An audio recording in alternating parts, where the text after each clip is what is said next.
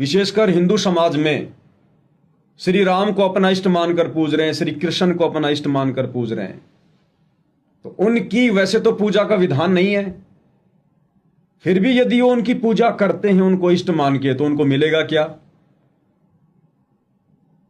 देखिए, आप जिसको भी अपना इष्ट मान के पूजेंगे उसके गुण स्वतः ही आपके अंदर आना शुरू होंगे, ऑटोमेटिक। आप जिसकी संगति करेंगे, अगर आप शराब पीने वाले की संगति करेंगे तो ऑटोमेटिक आपके अंदर वैसे गुण आएंगे। किसी मांस खाने वाले की संगति करेंगे, आपके अंदर ऑटोमेटिक वो गुण आएंगे, क्योंकि संगत और कुसंगत का बहुत बड़ा असर पड़ता है। अब जो लोग विशेषकर हिंदू समाज में श्री राम को इष्ट मानकर पूजते हैं, तो कैसे तो उनका भला होगा, कैसे उनकी मुक्ति होगी और कैसे उनके सद्विचार होंगे। इसीलिए तो पूरे समाज का मानसिक स्तर नीचे गिरा हुआ है, धार्मिक स्तर नीचे गिरा हुआ है। पहले ये तो देख लो कि जिसको मैं इष्ट मान के पूज रहा हूं वो इष्ट मानने के योग्य है या नहीं है। उसके जीवन चरित्र के ऊपर एक नजर डाल लेनी चाहिए कि यदि मैं इनकी पूजा शुरू करूंगा इष्ट मानकर तो इनके गुण स्वतः मेरे अंदर आएंगे। तो श्री रामचंद्र जी, जो कि त्रेता युग में राजा दशरथ के पुत्र थे, कौशल्या के गर्भ से पैदा हुए थे, जिनको मर्यादा पुरुषोत्तम की संज्ञा दी जाती है। अगर आप थोड़े ठंडे दिमाग से सोचोगे, निष्पक्ष होकर, मैं गारंटी देता हूं कोई भी धर्म गुरु इस सवाल का जवाब नहीं दे सकता। कौन सा सवाल? कि श्री रामचंद्र जी ने अपने जीवन काल में अगर एक भी कोई धर्म का कार्य किया हो तो आप उनके जन्म से लेकर उनकी मृत्यु तक उनके पूरे जीवन काल पर नजर दौड़ा के देख लीजिए, एक भी धर्म का कार्य श्री रामचंद्र जी के जीवन में आपको देखने को नहीं मिलेगा, सिवाय लड़ाई झगड़े और मार काट के। और क्या सीखेंगे हम उनके जीवन से?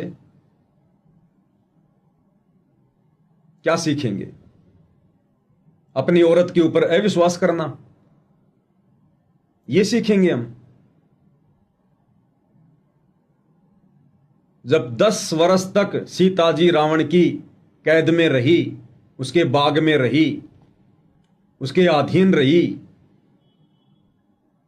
और सीता जी को रावण ने बहुत ज्यादा जो है प्रताड़ित किया, डराया, धमकाया कि तू मेरी महारानी बनना स्वीकार कर ले, लेकिन सीता जी ने उसकी तरफ देखा भी नहीं।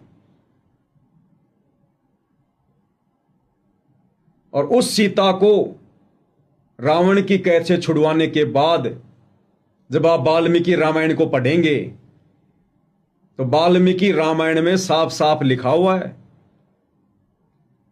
रावण श्री रामचंद्र जी ने सीता को यह कहकर रिजेक्ट कर दिया था कि मैं तुझे अयोध्या वापस लेकर नहीं चलूंगा, तू अब मेरे योग्य नहीं है, हो सकता है तू रावण के संपर्क में आ चुकी है। अपनी पत्नी के ऊपर अविश्वास। लेकिन जब काफी लोगों ने समझाया, सीता जी ने भी हाथ जोड़ के प्रार्थना की, तब श्री रामचंद्र जी ने कहा कि पहले तू अग्नि परीक्षा दे, अगर तू रावण के संपर्क में नहीं आई है, उससे शारीरिक संबंध नहीं बनाए तूने, तो अग्नि में तेरा कुछ भी नहीं बिगड़ना चाहिए, और यदि तू रावण के संपर्क में आ गई तो तू जल के भस्म हो जाएगी। सीता तो पाक साफ थी, उसने अग्नि परीक्षा को स्वीकार कर लिया,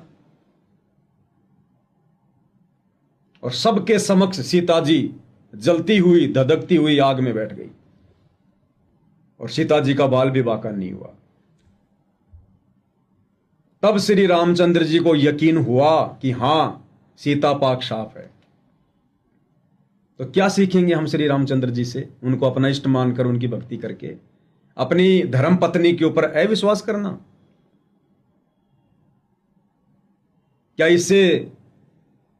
क्या इससे हमारे घर में झगड़े नहीं होंगे, मनमुटाव नहीं होगा, हमारी संतान पे क्या असर पड़ेगा? फिर अग्नि परीक्षा देकर सीता अयोध्या आ गई। उसके 2-3 वर्ष बाद श्री रामचंद्र जी ने लोगों के कहने से, एक धोबी के कहने से, सीता जी को फिर से जंगल में निकाल दिया, जबकि वो गर्भवती थी।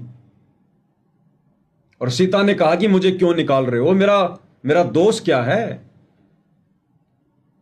तो रामचंद्र जी ने कहा कि लोग तेरे विषय में ऐसा ऐसा कह रहे हैं कि जो औरत 10 वर्ष तक रावण के पास रही हो और उसको रामचंद्र जी ने अपना लिया, समाज में मेरी बेइज्जती हो रही है, मैं अपनी तौहीन सहन नहीं कर सकता। सीता ने कहा कि आपकी आंखों के सामने मैंने अग्नि परीक्षा दी थी, तो मेरे ऊपर विश्वास करोगे या लोगों पे विश्वास करोगे? तो जो श्री राम अपनी धर्म पत्नी पर विश्वास ना करके और आम जनता पर विश्वास कर रहा है, और अपनी धर्म पत्नी को जो गर्भवती थी और उसको अयोध्या से बाहर निकाल दिया, आप उस श्री रामचंद्र जी को इष्ट मान के पूजोगे, आपके अंदर क्या गुण आएंगे? आपका जीवन कभी सुखी हो सकता है? अंत में श्री रामचंद्र जी अपने ही उन पुत्रों से लव और कुश से युद्ध कर रहा है, लड़ाई कर रहा है। क्या गुण आएंगे आपके अंदर रामचंद्र जी के?